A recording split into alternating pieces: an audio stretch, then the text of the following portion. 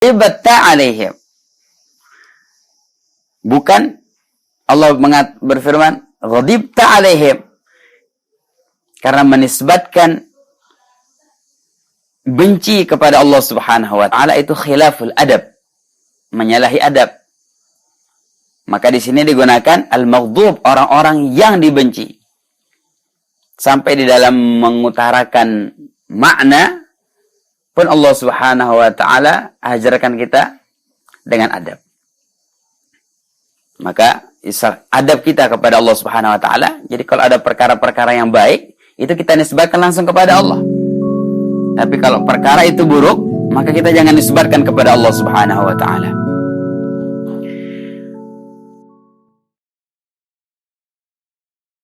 Bismillahirrahmanirrahim. Assalamualaikum warahmatullahi wabarakatuh. Alhamdulillah rabbil alamin. Wassalatu wassalamu ala sayyidina Muhammadin wa ala alihi wa ashabihi ajma'in. Wa la hawla wa la quwwata illa billahil aliyyil azim. Wa ba'du. Nikmat Allah Subhanahu wa taala yang begitu besar kepada kita sebagai umat Islam adalah Allah telah menurunkan Al-Qur'an minas sama'. Al-Quran yang Allah Subhanahu wa ta'ala turunkan merupakan rahmah bagi setiap orang beriman. Allah Subhanahu wa ta'ala berfirman, "Wa nunazzilu minal Qur'ani ma huwa shifaa'u wa rahmatul lil mu'minin."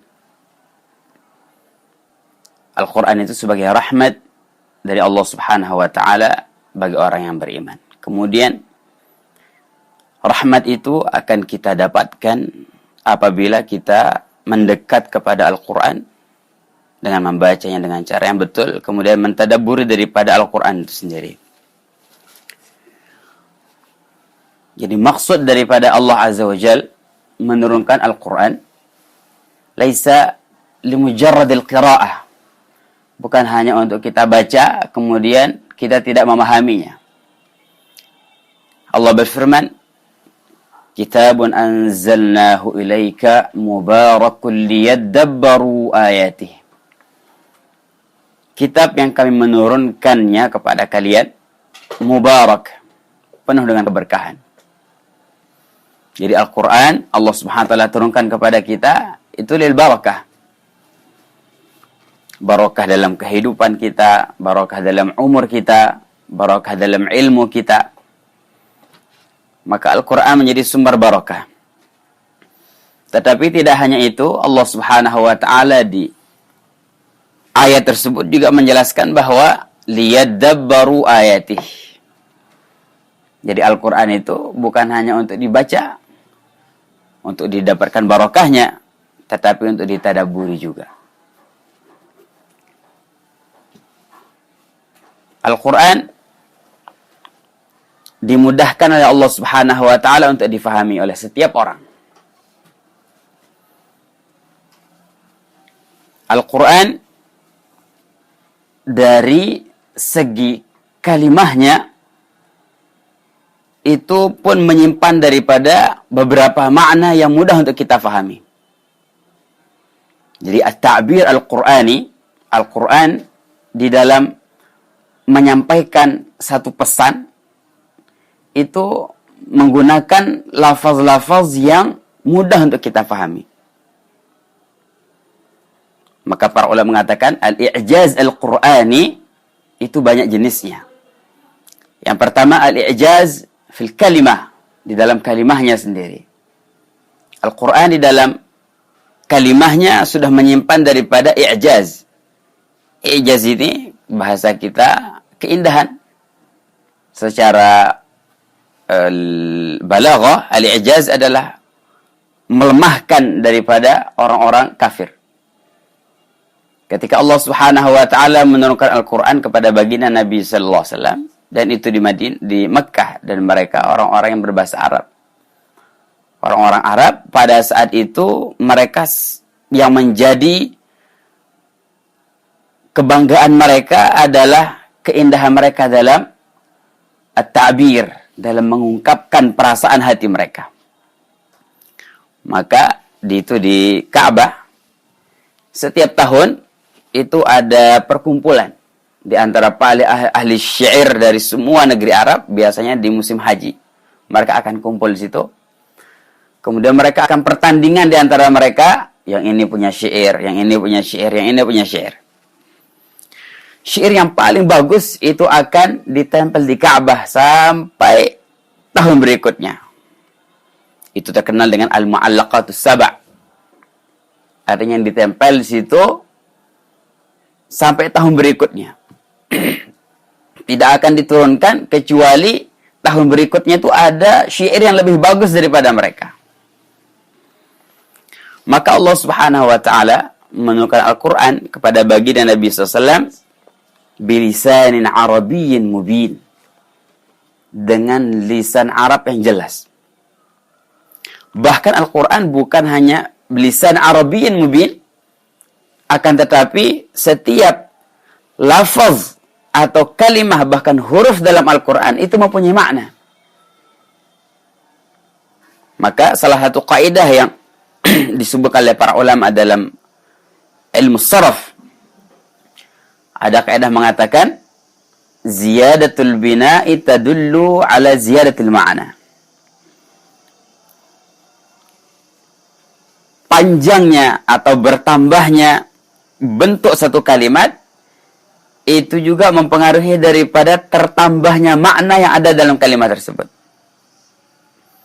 Kita ada dua pemilihan dalam mengungkapkan sesuatu yang kita inginkan.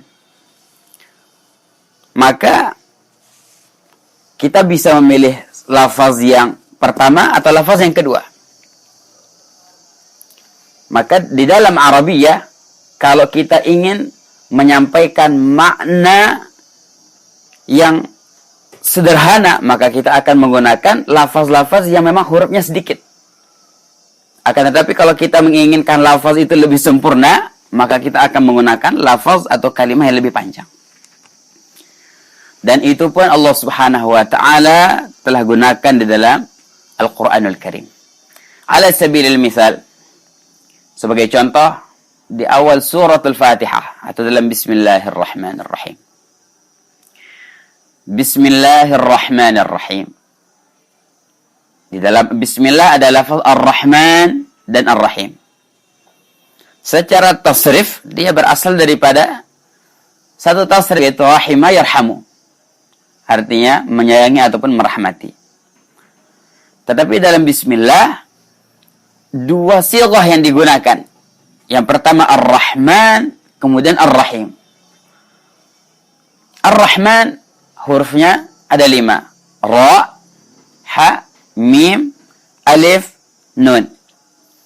Sedangkan Ar-Rahim itu menggunakan 4 huruf. Ra, Ha, Ya, Mim.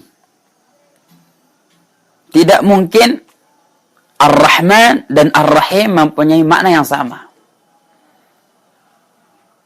Sebagaimana huruf yang ada dalam Ar-Rahman itu lebih banyak, maka secara pasti juga makna dalam Ar-Rahim itu lebih banyak. Lebih sedikit, afwan. Karena di sini tertambah alif di situ. Ziyadatul bina tadullu ala ziyadatil ma'na. Perbedaannya adalah, para ulama mengatakan, kalau dalam lafaz Ar-Rahman itu adalah sifat Allah Subhanahu wa taala di dalam memberikan ni'mah kepada orang kafir dan orang Islam. Allah Subhanahu wa taala memberikan nikmat apakah kepada orang Islam saja? Tidak, orang kafir pun diberikan nikmat oleh Allah Subhanahu wa taala. Maka Ar-Rahman, para ulama mengatakan Ar-Rahmanud dunya. Kalau Ar-Rahim itu sifat Allah Subhanahu wa taala yang memberikan kasih sayang hanya kepada orang Islam saja. Maka di salah satu hadis Rasulullah SAW bersabda dalam doanya, Rahmanad dunya wal akhirah wa rahimahuma. Atau dengan lafaz yang lain juga. Maka makna yang tersimpan di dalam Ar-Rahman ablagh daripada makna yang tersimpan dalam Ar-Rahim. Kemudian begitu juga ziyadatul bina tadullu ala ziyadati al-ma'na. Firman Allah Subhanahu wa taala di dalam surat An-Nahl, "Wa idza qila lahum madza anzala rabbukum qalu asatirul awwalin liyahmilu awzarahum kamilatan yawmal qiyamati wa min awzaril ladzina yudhillunahum bighairi ilm ala sa'a ma yazirun." Dalam surat An-Nahl, Allah Subhanahu wa taala menceritakan bagaimana orang kafir perbuatan mereka. Wa idza qila lahum, jika dikatakan kepada mereka, madza anzala rabbukum, apa yang diturunkan oleh Tuhan kalian? Qalu asatirul awwalin. Yang pertama, mereka mengatakan Quran itu hanyalah dongeng orang-orang terdahulu saja. Kemudian liyahmilu auzarahum kamilah, supaya mereka membawa dosa mereka secara sempurna di hari kiamat. Wa min auzaril ladzina yudhillunahum bighairi ilm, dan mereka akan menanggung dosa orang yang mereka sesatkan. Di dalam ayat ini Allah mencela dua sifat orang kafir. Yang pertama, dia mengatakan bahwa Al-Quran adalah dongeng. Kemudian yang kedua, dia pun mengajak orang untuk sesat seperti mereka. Maka di akhir daripada cerita, Allah Subhanahu wa taala berfirman, "Fala bi'sa maswal mutakabbirin." Fala bi'sa maswal mutakabbirin. Maka sungguh neraka itu adalah tempat yang paling buruk bagi orang yang sombong. Di dalam ayat ini Allah Subhanahu wa taala mentaukidi fala bi'sa menggunakan lam. Kalau kita bandingkan dengan firman Allah Subhanahu wa taala di surat Az-Zumar, Allah Subhanahu wa taala berfirman, fa bi'sa maswal mutakabbirin. Secara makna dia sama, tetapi min haitsul lughah dia tidak sama. Di dalam surat Az-Zumar Allah Subhanahu wa taala tidak mentaukid dengan al. Fala bi'sa di dalam surat An-Nahl, fa bi'sa dalam surat Az-Zumar. Kenapa? Para ulama mengatakan karena alur cerita yang ada di dalam surat Az-Zumar itu celaan Allah Subhanahu wa taala kepada orang kafir karena mereka kafir saja. Ketika mereka hanya kafir saja, maka Allah berfirman, fa bi'sa masal mutakabbirin. Tetapi dalam surat An-Nahl mereka bukan hanya kafir saja, mereka juga menyesatkan orang-orang. Maka Allah Subhanahu wa taala mentaukid dengan lam taukid, fala bi'sa maswal mutakabbirin. Maka penambahan lam di sini lahu ma'na. Maka al-jamal al-lughawi, keindahan bahasa dalam Al-Qur'an itu kalau kita mau mendalaminya, subhanallah. Ini bukan kalamul makhluk, al-kalam Allah, kalamul khaliq jalla jalaluhu wa ta'ala fi'ala. Kemudian contoh lagi, dan makna ini dulu Masya Allah saya dapatkan ketika saya mulai mentadabbur Al-Quran di Malaysia, di Kedah gitu. Saya mulai untuk belajar mentadabbur kurang lebih 3 tahun yang lepas ya. Waktu itu dengan menggunakan kaidah tadi, bertambahnya kalimah, huruf dalam satu kalimah itu berarti bertambahnya al-ma'na. Ketika saya membaca firman Allah Subhanahu wa taala dalam surah Fussilat, innal ladzina qalu rabbuna Allah tsumma istaqamu tatanazzalu 'alaihimul malaikatu alla takhafu wa la tahzanu. Sesungguhnya orang-orang yang berkata rabbuna Allah, Tuhan kami adalah Allah, tsumma istaqamu, kemudian mereka istiqamah, tatanazzalu 'alaihimul malaikatu, maka malaikat akan turun kepada mereka. Para ahli tafsir mengatakan ketika dia itu sakaratul maut, maka malaikat akan turun kepada mereka, memberikan kabar gembira kepada orang-orang yang iman yang dalam keadaan sakaratul maut. Kalau kita perhatikan, saya terfikir dalam surat Al-Qadar. Di situ Allah Subhanahu wa taala berfirman tentang malam Lailatul Qadar. Tanazzalul malaikatu warruhu fiha. Tanazzalul malaikah. Turunlah malaikat fiha di dalam malam Lailatul Qadar. Warruhu. Dan malaikat Jibril juga turun pada malam Lailatul Qadar. Tayyib, as-sabab fin? Kenapa di dalam suratul Fussilat menggunakan 2 ta, sedangkan di dalam suratul Qadar dia menggunakan 1 ta saja? Dalam Fussilat tatanazzalu, taknya 2. Dalam al-Qadar tak wahidah, tanazzalu, begitu saja. Al-Imam Ibnu Malik rahimahullah ta'ala dalam Alfiyah mengatakan, wa ma bita ainib tudi qad yuqtasar fihi ala ta katabayyan al-ibar. Jadi kaidah di dalam fi'il mudhari' untuk yang muannas kita boleh menggunakan 1 ta atau 2 ta, terserah kita. Boleh kita mengatakan tatanazzalu, boleh juga tanazzalu, taknya 1. Lakin sekali lagi tidak mungkin lafaz Al-Qur'an itu tidak ada makna. Ketika Allah Subhanahu wa taala menggunakan 2 ta, berarti ini ada makna yang tertambah di sini. Maka betul kalau kita perhatikan dalam surah Fussilat, Allah Subhanahu wa taala bercerita tentang turunnya malaikat kepada orang mukmin yang ketika sakaratul maut. Dan kita ketahui bersama bahwa setiap hari ada orang yang meninggal dari kalangan orang Islam.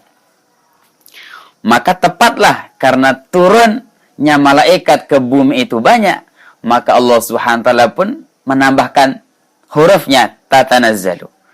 Berbeda dengan suratul Qadar dengan tak yang 1, malam Lailatul Qadar setahun hanya sekali saja. Walaupun para ulama berikhtilaf kapan dia, al-muhim marrah wahidah, sekali saja. Maka sesuailah di dalam suratul Qadar pakai 1 ta, enggak pakai 2 ta. Seandainya pakai 2 ta, mungkin kita akan mengatakan bahwa malam Lailatul Qadar itu setiap malam. Itu perbedaan antara tatanazzalu dan tanazzalu. Maka kalau kita ingin mencari sebenarnya dalam Al-Quran sangat banyak makna-makna seperti itu. Semua di dalam suratul Kahf Allah Subhanahu wa taala menceritakan tentang Dzulqarnain. Wa yas'alunaka 'an Dzulqarnain qul sa'atlu 'alaikum minhu dzikra. Cerita tentang Ya'juj wa Ma'juj. Ketika satu penduduk kampung telah mengadukan kesusahan mereka kepada Raja Dzulqarnain, mereka tidak bisa menghadapi Ya'juj wa Ma'juj, maka Raja Dzulqarnain telah membuatkan mereka satu tembok yang dicor. Maka setelah Raja Dzulqarnain menyempurnakan bendungan itu, sad, maka beliau mengatakan famasta'u ayyadhharuhu wa mastata'u lahu naqbah. Famasta'u ayyadhharuhu, maka tidaklah Ya'juj wa Ma'juj itu bisa melampaui daripada tembok tersebut, wa mastata'u lahu naqbah, dan mereka tidak akan bisa membolonginya.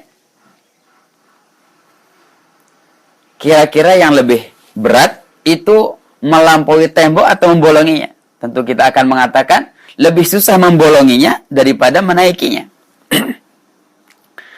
Maka karena menaiki itu lebih mudah, Allah berfirman famasta'u, tidak pakai ta.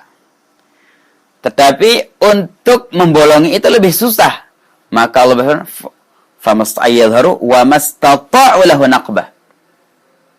Famasta'u itu tidak pakai ta. Dan itu lebih mudah. Kita melampaui sesuatu, kita mungkin bisa berusaha dan tidak sesusah kalau kita mau membolonginya. Maka ziyadatul bina tadullu ala ziyadatil ma'na. Kaidah ini secara umum bisa kita gunakan di dalam Al-Quran. Kemudian di antara juga min mazahi Al-Qur'an. Al-Qur'an adalah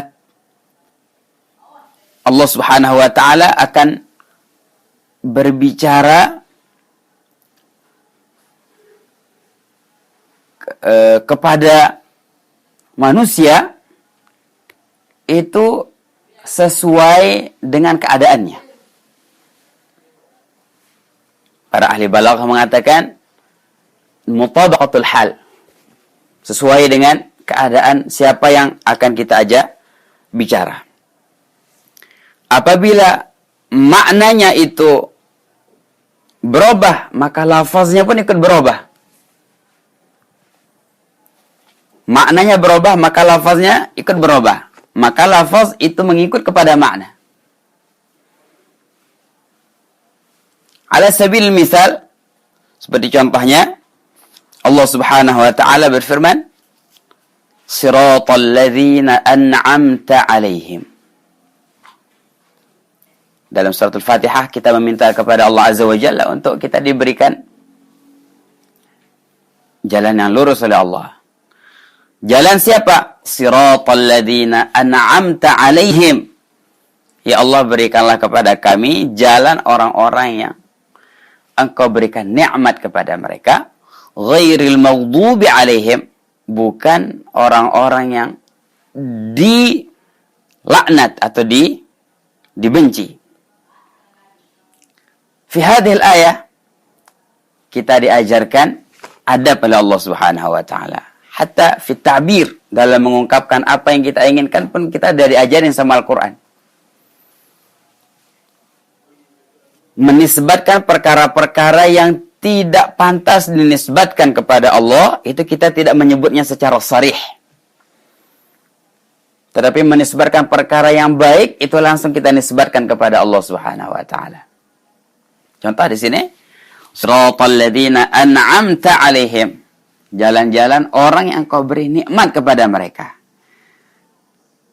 Dalam ayat ini kita langsung mengatakan an'amta alaihim, yang Engkau berikan. Jadi fa'ilnya adalah ta, an'amta. Jadi fa'ilnya di sini adalah ta mukhatab. Berbeda dengan maghdubi alaihim. Allah Subhanahu wa taala tidak berfirman Siratal ladzina an'amta alaihim ghairal ladzina ghadibta alaihim. Bukan Allah berfirman ghadibta alaihim, karena menisbatkan benci kepada Allah Subhanahu wa taala itu khilaful adab, menyalahi adab. Maka di sini digunakan al-maghdub, orang-orang yang dibenci. Sampai di dalam mengutarakan makna pun Allah Subhanahu wa taala ajarkan kita dengan adab. Maka adab kita kepada Allah Subhanahu wa taala. Jadi kalau ada perkara-perkara yang baik, itu kita nisbatkan langsung kepada Allah. Tapi kalau perkara itu buruk, maka kita jangan nisbatkan kepada Allah Subhanahu wa taala. Contoh dalam diberikan hidayah oleh Allah, kita katakan Allah berhidayah dia. Tapi kalau disesatkan, maka kita katakan dia telah menjadi sesat. Itu adab fi ta'bir al-Qur'ani. Kemudian fi surati Al-Kahf, cerita yang panjang tentang Nabiullah Musa alaihissalam dengan Nabiullah Al-Khadir alaihissalam. Secara ringkas cerita yang ada dalam suratu Al-Kahfi. Yang pertama, cerita tentang Nabiullah Khadir alaihissalam membolongi perahu. Dibolongi perahunya. Mereka naik satu perahu, kemudian tanpa sebab langsung dibolongi. Dilobangi itu perahunya. Kemudian yang kedua, Nabiullah Khadir alaihissalam membunuh seorang pemuda. Bighairi nafs. Dia tidak pernah dapat dosa apa-apa, tiba-tiba dibunuh oleh Nabiullah Khadir alaihissalam. Kemudian cerita yang ketiga, ketika Nabiullah Khadir alaihissalam bersama Nabi Musa bertamu ke satu kampung. Ya, kampung itu semuanya kampung al-bukhala. Orang-orang bakhil semuanya tidak ada yang mau infak. Maka Nabiullah Khadir menemukan satu tembok yang fa'arada ayyan qadda fa'aqamah. Yurid ayyan qadda fa'aqamah. Tembok itu akan jatuh, maka Nabiullah Khadir tegakkan kembali. Maka ketika Nabiullah Musa alaihissalam bertanya kepada Nabiullah Khadir, kenapa beliau melakukan perkara-perkara yang secara zahirnya dia menyalahi daripada syariah? Unzuru kaifa ta'bir al-Qur'ani. Coba kita perhatikan bagaimana Quran mengungkapkan perkara-perkara tersebut. Di dalam perahu, Nabiullah Khadir alaihissalam berkata, "Amma as-safinatu fakanat limasakina ya'maluna fil bahri fa'aradtu an a'ibaha." Adapun perahu itu adalah milik beberapa orang-orang miskin. Fa'aradtu an a'ibaha, maka aku ingin untuk merusakkannya. Wa kana wara'ahum malikun ya'khudhu kulla safinatin ghasba. Karena di depan mereka ada seorang raja yang mengambil perahu itu dengan tanpa hak, bil ghasb. Jadi kata wara' di sini bukan berarti di belakang. Wara' ay amam. Jadi wa kana wara'ahum ay amamahum. Bukan diartikan wara' itu di belakang. Itu fi fukaha. Suatu ketika ada seorang Arabi ditanya, "Ya Arabi, ainal hammam?" Mana kamar mandi? Dia katakan, "Wara'ak." Di belakang kamu. Maka dia balik ke belakang. Maka dia balik lagi kepada Arabi itu dia. "Mana? Hammamnya enggak ada." Dia katakan, "Ana qultu madza aqulu lak?" Wara'ak ay amamak. Alam tasma' ila qoulihi ta'ala? Apakah kamu tidak mendengar firman Allah Subhanahu wa taala? Wa kana wara'ahum malikun ya'khudhu kulla safinatin ghasba. Jadi kata-kata wara' bukan berarti di belakang. Amam. Ala kulli hal. Narji'. Maka dalam ayat ini Allah Subhanahu wa taala menceritakan Nabiullah Khadir, fa'aradtu an a'ibaha. Aku ingin melobanginya, merusakkannya. Nabiullah Khadir menisbatkan pelobangan itu bukan kepada Allah, tetapi kepada diri beliau. Karena secara zahir melobangi itu perkara yang aib. Perkara yang salah. Kemudian yang kedua, cerita tentang anak muda tadi itu. Wa ammal ghulamu fakana abawahu mu'minain fakhashina ay yurhiqahuma tughyanan wa kufra fa'aradna ay yubdilahuma rabbuhuma khairan minhu zakata wa aqrabar rahman. Ringkasnya, kalau pemuda yang dibunuh oleh Nabiullah Khadir alaihissalam itu pemuda yang zalim. Kalau dia besar, dia akan menjadi orang yang sangat fasik. Maka Nabiullah Khadir mengatakan, fa'aradna ayyubdilahuma. Kami ingin. Yang ingin siapa? Kami. Fa'aradna an yubdilahuma rabbuhuma. Tuhan, ibu dan bapaknya mengganti dengan yang lebih baik. Di sini dikumpulkan. Karena yang membunuh itu Nabiullah Khadir alaihissalam, dan yang akan mengganti yang lebih baik adalah Allah Subhanahu wa taala, maka dikumpulkan dua-duanya. Fa'aradna ayyubdilahuma rabbuhuma khairan minhu zakata. Yang ketiga, yang lebih ajib adalah cerita tentang tembok tersebut. Jadi tembok itu adalah milik dua orang anak miskin di kampung tersebut.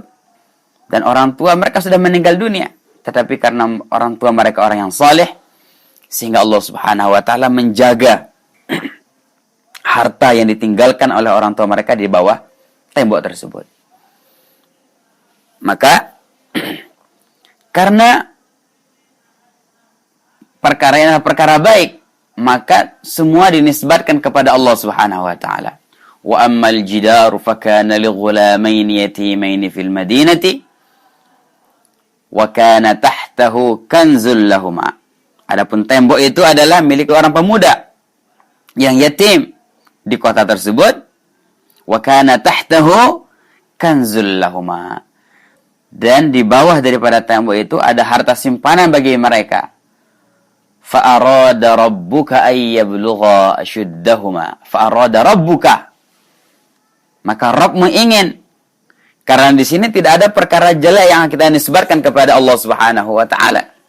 Maka Allah menggunakan lafaz fa'arada rabbuka ayyablugha ashuddahuma wa yastakhrija kanzahuma rahmatan min rabbik. Jadi murni daripada Allah Subhanahu wa taala, maka Allah firman rahmatan min rabbik, rahmat daripada Tuhan. Fa hada al-jamal fi ta'bir di dalam Al-Qur'an. Kemudian al-jamal fi ta'bir dalam Al-Qur'an juga adalah firman Allah Subhanahu wa taala ketika menceritakan Nabi Allah Ibrahim alaihissalam fi surat Asy-Syu'ara. Ketika Nabi Allah Ibrahim berkata, siapakah Rabbmu wahai Ibrahim? Ditanya beliau, maka beliau mengatakan, alladzi khalaqani fahuwa yahdin. Allah adalah zat yang menciptakanku dan memberikan petunjuk kepadaku. Walladzi huwa yut'imuni wa yasqin. Dan dialah Allah yang memberikan makan kepadaku dan memberikan minum kepadaku. Dalam lafaz ini Nabiullah Ibrahim alaihissalam menisbahkan kebaikan semua kepada Allah Subhanahu wa taala. Tetapi ketika sampai kepada firman qauluhu wa idza maridtu fahuwa yashfin, dan apabila aku sakit dialah yang mengobatiku. Nabiullah Ibrahim alaihissalam tidak menisbatkan membuat sakit kepada Allah, walaupun min haitsul haqiqah huwa Allah. Asyar wal khair kulluh min Allah azza wa jalla. Tapi ta'adduban, adab bagi seorang hamba, dia jangan menisbatkan perkara jelek kepada Allah Subhanahu wa taala. Maka beliau mengatakan apa? Wa idza maridtu, apabila aku sakit fahuwa yashfin. Beliau tidak mengatakan apa? Wa idza amradani fahuwa yashfin. Dan jika dia membuat aku sakit, maka dialah yang akan menyembuhkanku. Ma ajmala hadzal ta'bir. Alangkah indahnya ta'bir yang diajarkan oleh Allah Subhanahu wa taala fil Quran. Aidan fi surat al-jin, Allah Subhanahu wa taala menceritakan tentang kaum jin yang beriman kepada baginda Nabi sallallahu alaihi wasallam. Sebelum diutusnya baginda Nabi sallallahu alaihi wasallam, jin itu terbiasa fastaraqas sam'a. Mereka akan mencari curi-curi dengar dari langit. Maka ada istilah urraf, orang-orang yang tahu. Kalau bahasa kita, orang pinter. Nah, kalau ada masalah apa, cari orang pinter, dia bilang. Baik. Para dukun. Terkadang, dukun itu ada benarnya, tapi sedikit. Benarnya 1, bohongnya 99. Min aina lahum? Dari mana mereka mendapatkan informasi seperti itu? Karena mereka sudah ada ilaqah, hubungan dengan jin. Maka jin itulah yang akan mencuri pendengaran, pembicaraan para malaikat, apa yang akan ditakdirkan besok, itu mereka curi dengar. Sebelum diutus baginda Nabi sallallahu alaihi wasallam itu perkara biasa. Tetapi ada satu keanehan. Ketika Al-Qur'an diturunkan, diutus baginda Nabi sallallahu alaihi wasallam, maka mereka tidak bisa lagi mencuri pendengaran. Setiap mereka akan mendekat ke langit, maka akan dipanah oleh panah-panah api oleh para malaikat. Fa'atba'ahu shihabun mubin. Baik. Maka di dalam suratul jin, mereka melanjutkan, wa anna la nadri asyarrun urida biman fil ardi am arada bihim rabbuhum rasyada.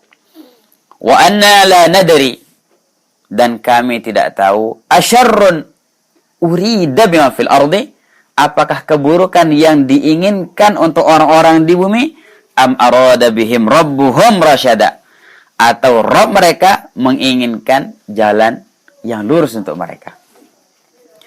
Ketika menisbarkan perkara yang buruk, maka mereka mengatakan urida biman fil ard, diinginkan. Mereka tidak mengatakan aradallahu bihim, Allah menginginkan keburukan untuk mereka. Tetapi dalam al-rasyad, petunjuk yang baik, Allah Subhanahu wa taala berfirman, arada bihim rabbuhum.